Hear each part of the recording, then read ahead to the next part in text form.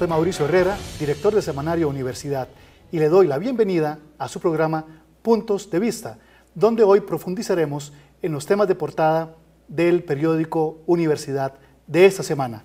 Entre ellos, la UCAEP, la cúpula empresarial del país. De 9 directivos, 8 están relacionados con sociedades morosas, y vamos a profundizar en el impacto que esta morosidad tiene en el presupuesto de la seguridad ciudadana del país. También le informamos en esta edición acerca de la construcción del edificio de Ciencias Sociales que finalmente comenzará el próximo mes de abril. Además, en una entrevista con el magistrado Fernando Cruz, el magistrado advierte que es peligroso un modelo de juez a la medida de intereses particulares. También le informamos acerca de cómo en Escazú una abogada municipal acusó a 28 policías que la habían denunciado a ella por presuntas irregularidades. En Guásimo, vecinos lamentan sentencia muy leve contra una empresa piñera. Y en Cultura, Lía Bonilla, la Premio Nacional de Cultura Popular, afirma que Costa Rica desconoce el folclore guanacasteco. Iniciamos nuestra entrevista de hoy con el señor ministro de Seguridad, Mario Zamora, precisamente, don Mario, para profundizar en el impacto que ha tenido y que sigue teniendo la morosidad del impuesto de sociedades anónimas en el presupuesto de seguridad pública. Y en primer lugar quería preguntarle, en estos momentos, ¿a cuánto asciende el presupuesto del Ministerio de Seguridad Pública y cuánto es lo que ustedes requerirían en términos reales para atender con solvencia las necesidades de seguridad del país? Muchísimas gracias. Recordemos que el presupuesto de seguridad pública, concretamente del Ministerio, siempre había sido casi concebido como un presupuesto menor dentro de los gastos totales del Estado. Esto hizo que durante décadas las inversiones mínimas no se efectuaron y esto se ha traducido en un escenario de alta necesidad en distintas líneas de trabajo. En este año 2013 es el presupuesto más alto que ha tenido el Ministerio de Seguridad Pública en su historia.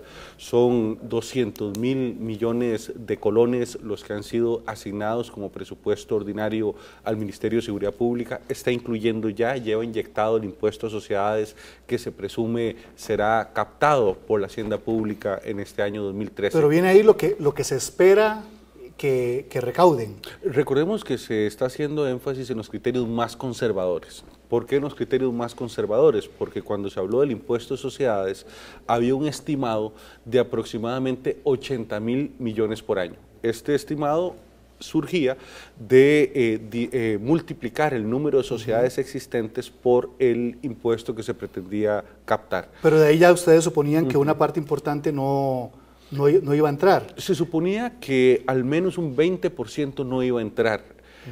Sin embargo, ha sido todavía menos que eso. Esto hace que el estimado, en vez de esos 80.000 millones por año, sea en este momento de 20.000 millones. Es decir, una cuarta parte de lo que realmente habíamos planeado en un primer momento. Y aún así, tengo entendido que de esos 20.000, lo que finalmente entró, por ejemplo, a finales del año 2012, fue menos que esa cifra, y que hubo, digamos, una premura importante en la ejecución de esos fondos escasos que entraron. En 2012 lamentablemente nos entraron 16.000 millones con un plazo de caducidad de 24 horas. Como sabrán todos ¿Cómo hace alguien para gastar 14.000 millones y sobre todo en una tramitología pública tan compleja? Pudimos hacer un esfuerzo, no se pudo utilizar más de 350 millones de esos 16.000 y regresaron a Hacienda Pública los mismos. El año pasado teníamos un presupuesto de 175.000 millones, por lo tanto estamos aumentando en casi 25.000 millones, 2012 versus 2013. Y lo que también a nosotros nos corresponde no es solo recibir el dinero, sino también utilizarlo con eficiencia.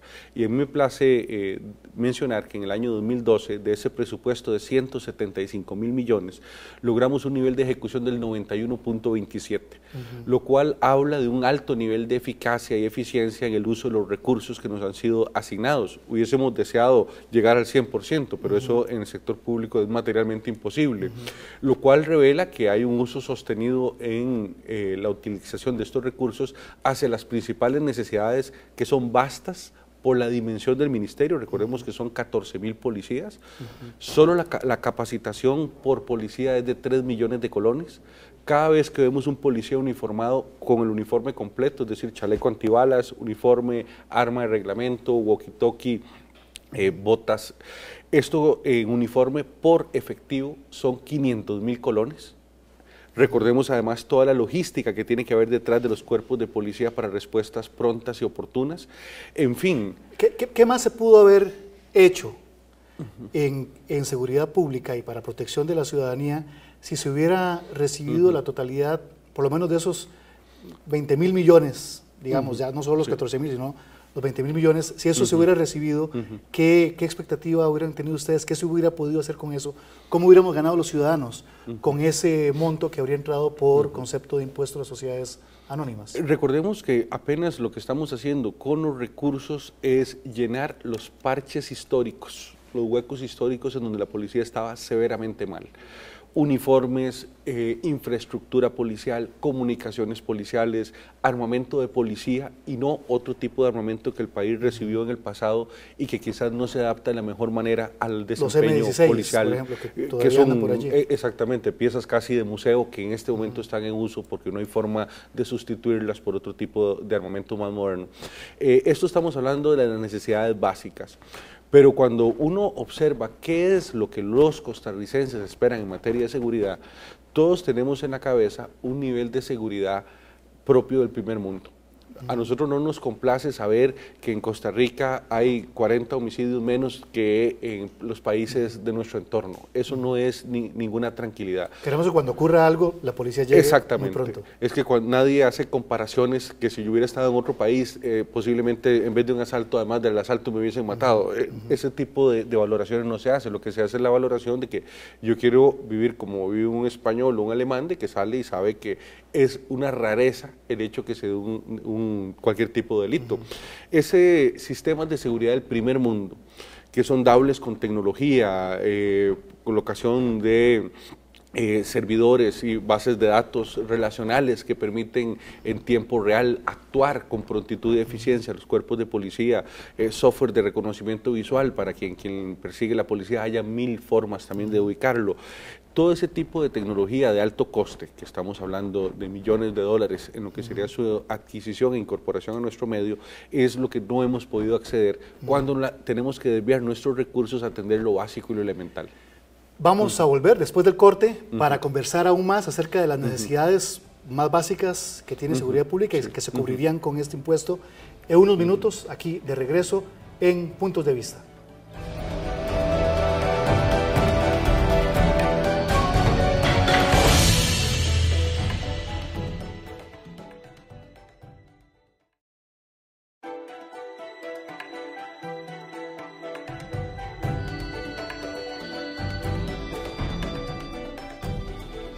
Hola, regresamos a su programa Puntos de Vista, en esta ocasión con el ministro de Seguridad Pública, Mario Zamora, conversando acerca del impacto que tiene en el presupuesto de seguridad pública la morosidad del impuesto de las sociedades anónimas.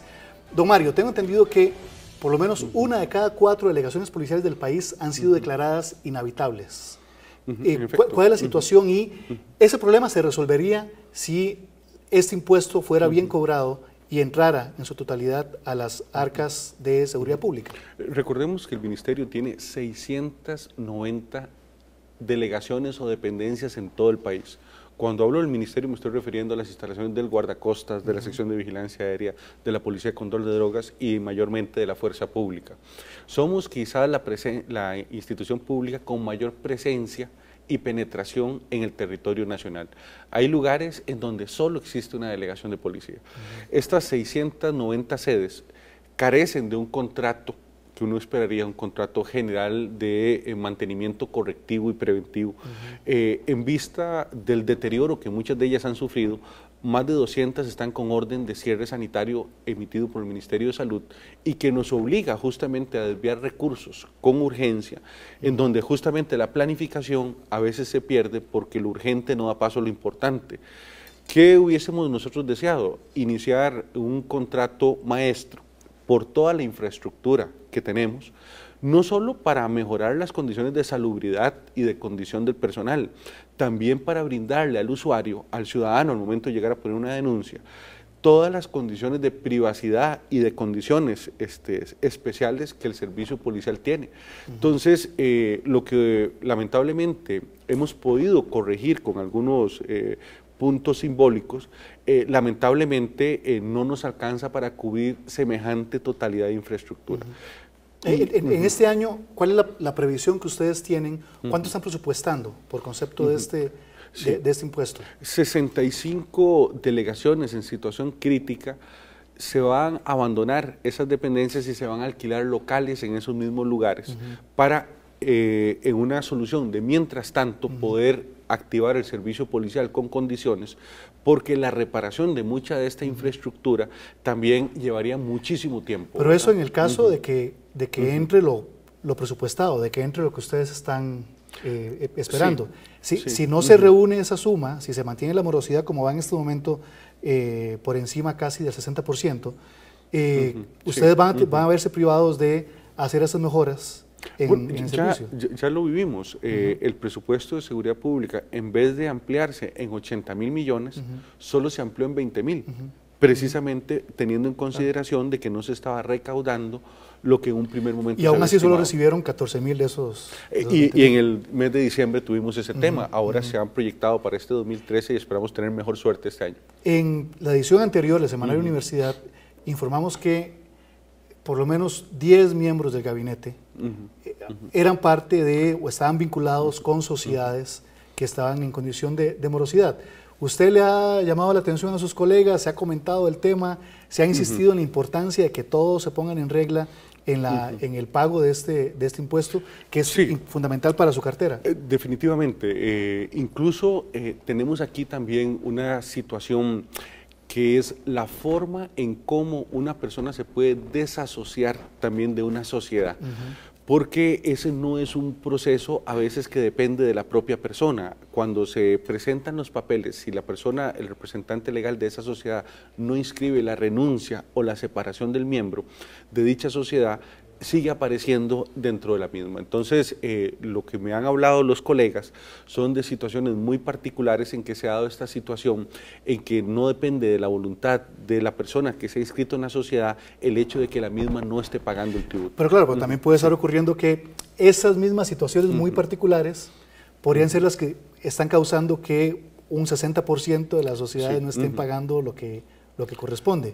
Creo que a través del semanario ha sido una buena llamada de atención en este tema y esperaríamos que muy pronto quienes estén o quienes incluso dijeron que había sido por algún pequeño descuido que no lo habían hecho, lo puedan hacer incluso pagando con eso la multa, lo cual incluso le generaría al erario público todavía más ingresos.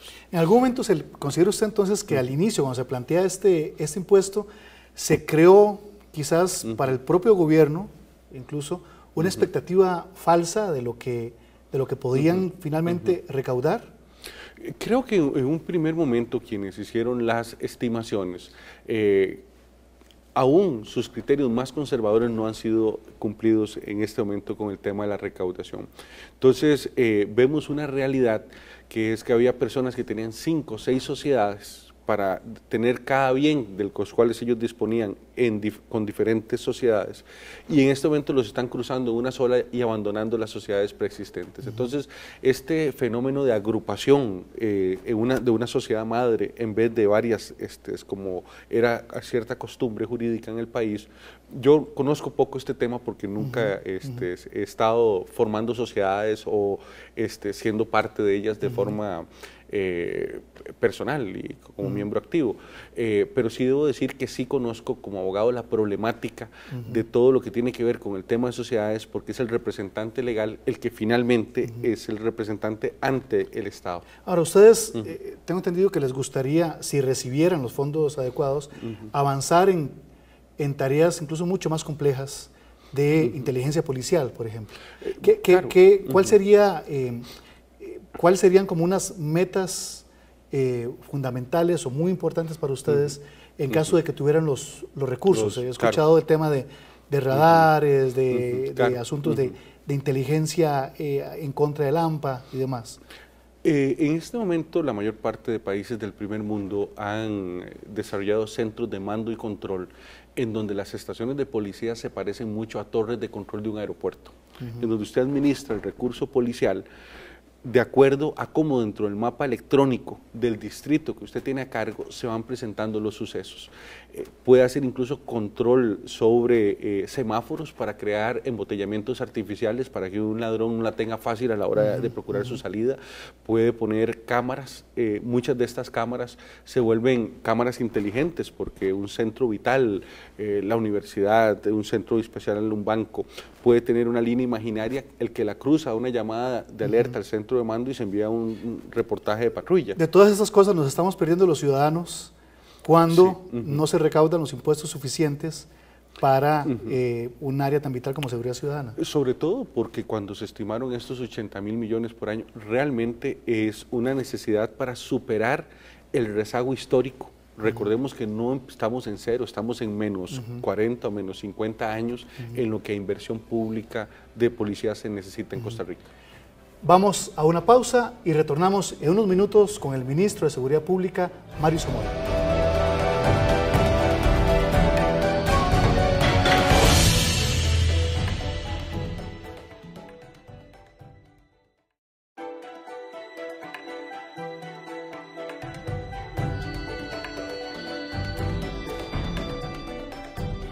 Regresamos a su programa Puntos de Vista. En esta ocasión nos acompaña el ministro de Seguridad Pública, Mario Zamora, y estamos conversando acerca del impacto que ha tenido en la seguridad pública la morosidad en el impuesto de sociedades anónimas. Don Mario, junto con la necesidad de mayor equipamiento de los oficiales, también está la necesidad de la capacitación, y que esa capacitación sea civilista, que sea para tareas policiales. En Costa Rica en el pasado hubo problemas porque se recibió cierta capacitación que tenía más carácter militar que civil. Sin embargo, todavía en esta administración, al inicio de esta administración, se estaban enviando oficiales costarricenses a la que era llamada la Academia de las Américas, la Escuela de las Américas, que ahora tiene el nombre al que se lo cambiaron, que se llama el Instituto Hemisférico Occidental para la Cooperación en Seguridad, pero que básicamente es la misma academia. ¿Cuántos oficiales nacionales siguen yendo allí y por qué se envían a esa academia si se ha insistido mucho en la necesidad de que sea una formación civilista? Y esa academia, por ahí han pasado los principales torturadores y dictadores de Latinoamérica.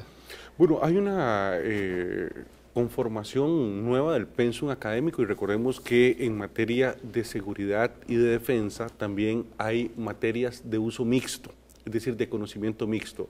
El hecho de moverse en una montaña sirve para una operación de patrullaje por parte de un ejército, pero también para una policía saberse mover para encontrar un avión que colisionó en esa montaña. Entonces hay una serie de conocimientos que sirven tanto a nivel de policía como a nivel de fuerzas militares. Algunas incluso de nuestra unidad antiterrorista, en donde hay que tener francotiradores con algún nivel de destrezas y experticia técnica, en lo que es el abordaje de barcos a alta velocidad. Hay una serie de capacitaciones que no está dentro de nuestro haber hacerlo en el país, y los cursos que se han seleccionado son cursos en donde el conocimiento es de uso policial. Entonces, ¿cuántos oficiales han normalmente de 20 a 40 son los que anualmente están yendo a cursos de esta naturaleza. Recordemos que algunos otros también van al centro que está en San Salvador, en donde es un centro de formación en técnicas policiales avanzadas. Entonces ahí también estamos enviando representantes nuestros, como el ministerio, varios ministerios públicos de la región envían también fiscales y forman equipos de investigación. Hay laboratorios sumamente avanzados. Hay, ¿Qué garantías tienen ustedes de que la formación que están recibiendo ellos sea efectivamente civilista? Los estudios de los pensum académicos de cada uno de los cursos son los que nadie va, digamos, allá a especializarse en manejo de tanques o técnicas que son estrictamente de uso militar, porque acordémonos que una de las grandes diferencias entre un militar y un policía no es en sí solo el uniforme, sino la misión. La misión del policía es garantizar incluso la integridad física de todo perpetrador que enfrenta. Por eso el uso de la fuerza se tiene que ser el último recurso e incluso nunca debe ser fuerza letal, se tienen que agotar todas las posibilidades. ¿Cómo ha sido la aplicación de esos conocimientos en la realidad práctica de Costa Rica? Es una buena pregunta, porque si sintiéramos alguna distorsión, lo estaríamos viendo en enjuiciamientos por abuso policial. Recordemos que en algunos años en el pasado, cuando hubo un famoso comando Cobra, que unas operaciones de montaña, fue acusado de abusos de autoridad. En común estaban ellos determinadas destrezas adquiridas fuera de Costa Rica.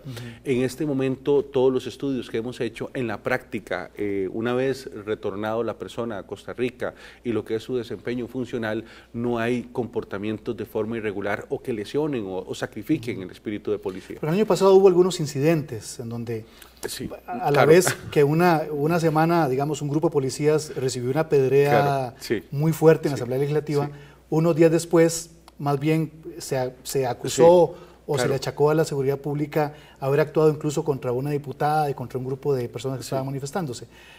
¿Cómo es la valoración, el balance que ustedes hacen de lo que ha sido todas esas intervenciones? El informe del Estado de la Nación nos indica que hubo en el año pasado más de 600 manifestaciones. Solo tenemos, digamos, una focalización sobre esta verificada el 8 de noviembre. Si hubiese una práctica policial represiva o tendiente realmente a usar alta violencia sobre la protesta, la hubiésemos visto reflejada en muchísimos actos y no en uno solo. Incluso voy a decir aquí algo.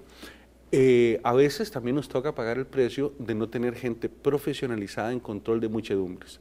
El oficial policial de control de muchedumbres es alguien que puede estar recibiendo sobre sí improperios, tomates, y si no tiene la orden de proceder, es alguien que no se mueve. Un oficial que no ha sido capacitado en estas destrezas, a veces no se mueve tan disciplinadamente y tiende a reaccionar a veces de una forma devolviendo golpe, y eso no se trata. Entonces, aquí también no tenemos en el país un escenario de policía especializada en control de muchedumbres de 400, 500 funcionarios, sino que esa, por ejemplo, fue agrupar fuerzas policiales de distinta naturaleza, de Heredia, Cartago, Alajuela. Dentro de la capacitación que han estado recibiendo, ¿se incluye este componente de tolerancia, control, disciplina e incluso...? Fuera del país no, por el control de muchedumbres nosotros no enviamos, porque es una materia muy delicada, no enviamos a nadie fuera de Costa Rica. Y aquí en el país, la propia Escuela Nacional de Policía es la que hace las prácticas. Pero tampoco es un país en donde, a diferencia, por ejemplo, de lo que puede estar ocurriendo hoy en España o otro tipo de países en donde este tipo de fuerzas se emplean todos los días, en el caso de Costa Rica no es usual, digamos que... No, en el sentido de que precisamente lo que usted decía, los guardias civiles necesitan tener una mayor tolerancia hacia ese tipo de presión, y para que no vayan a reaccionar mucha inteligencia emocional, etcétera, etcétera. Entonces, ¿siente usted que los policías tienen la suficiente inteligencia emocional para mantenerse en calma en esas situaciones? En un cuerpo de 14,000 personas uno nunca puede decir que todos están garantizados. Y también siempre me voy a decir una frase: la gente es buena hasta que quiere. Alguien de pronto puede resolver hacer alguna otra cosa porque ese día tuvo X problema y realmente se puso el uniforme y no advirtió al jefe que estaba pasando una especial problemática, y de casualidad estalla frente a un civil que no tiene ninguna relación con él. Pero yo también quiero destacar, aparte de este acto del 8 de noviembre, quiero destacar también el hecho de que en Costa Rica quizás tuvimos uno de los actos cívicos más hermosos, no solo que hemos tenido en nuestra historia, sino a nivel latinoamericano, y que debe ser escuela para Latinoamérica. Cuando tomamos, y debo decir acá que esencialmente tomé la decisión de que fueran solo mujeres las que cubriesen una manifestación días posteriores a esta, lo que observamos fue un acto totalmente distinto. Las previsibilidades de violencia, todo lo contrario, se hicieron actos cívicos espontáneos. Yo debo decir que la policía, si algo ha hecho en los últimos años, es feminizarse. Hay más de un 14% de policías mujeres. Estas policías no están en escenarios divididos del trabajo para hombres y mujeres, participan de forma igualitaria en las operaciones, las tenemos haciendo allanamientos. Pero que efectivamente pareciera que en esas ocasiones se reduce el umbral de conflictividad. Creo que el mensaje fue bueno, el manejo profesional fue bueno y además que la operación no solo fueron mujeres en primera línea, la operación estuvo a cargo de una comisaria que trajimos de Zona Sur, nuestra oficial mujer de más alto rango. Ella y su staff operacional eran todas mujeres, entonces fue una operación manejada 100% con mujeres y tomamos nota de lo que fue este ejercicio práctico porque aprendimos mucho de este tipo de operaciones. Por supuesto, además, el mensaje cívico que hubo a lo largo de ese día me pareció significativo e importante, y creo que también, como podemos hablar de algunos casos puntuales del 8 de noviembre, en términos generales, esta otra manifestación también demostró que en Costa Rica hay la solvencia técnica en muchísimos de nuestros uniformados para manejar como se manejó esa manifestación en concreto. Muchísimas gracias, don Mario. Nos despedimos de ustedes. Hemos conversado en esta ocasión con Mario Zamora, ministro de Seguridad Pública, acerca del impacto que tiene en las finanzas y en el presupuesto de seguridad pública el no pago, la morosidad del impuesto a las sociedades anónimas. Le esperamos la próxima semana con más de Puntos de Vista. Muchas gracias.